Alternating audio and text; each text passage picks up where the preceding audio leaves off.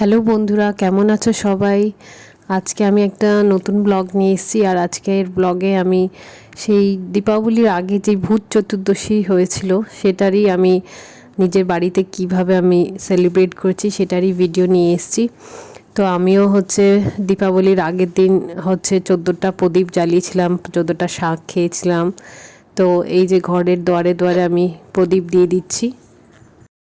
আমরা দীপাবলির দিনও প্রদীপ জ্বালাই। আর এই ভূত চতুর্দশী যে শাঁখ খেয়ে তারপরে 14টা প্রদীপ জ্বালানো, এটা আমার হাজব্যান্ড বললো তুমি এটা করতে পারো। এর জন্য খুবই ভালো লাগছিল যে প্রথমবার নিজের একটা জায়গায় যেখানে আমি নিজের মতো করে গুছিয়ে এই প্রদীপগুলো ধরাচ্ছিলাম।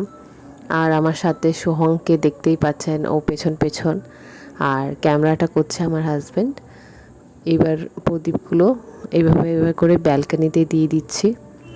এই ব্যালকনিটাতে আসতে আমার খুবই ভালো লাগে, খুবই সুন্দর ফাঁকা।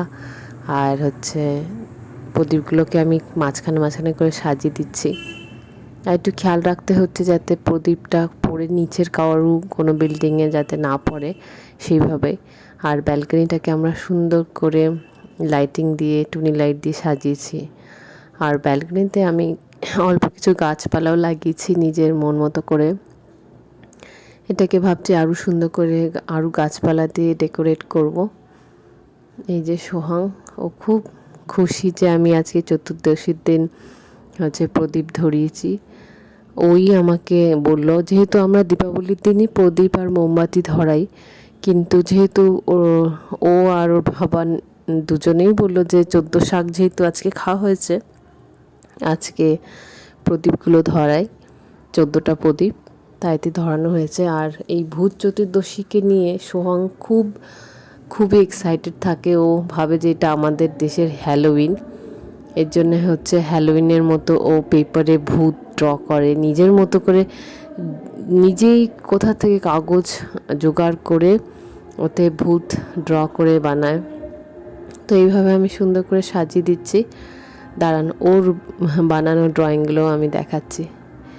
আর বারান্দাতে আমি একটা এই প্রদীপগুলো ধরিয়েছি। আর বারান্দাতে আমি একটা দোলনাও টাঙিয়েছি। ওখানে আমি প্রায় সকালে একটু বসে একটু চা খাই। ছেলেটা অল টাইম ওখানে বসে বাইরে দেখে।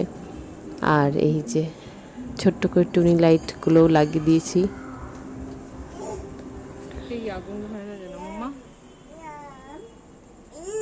আর আমার মেয়েটা তো দেখুন কি এক্সাইটেড, কিন্তু ওকে কাছে যেতে দিচ্ছি না।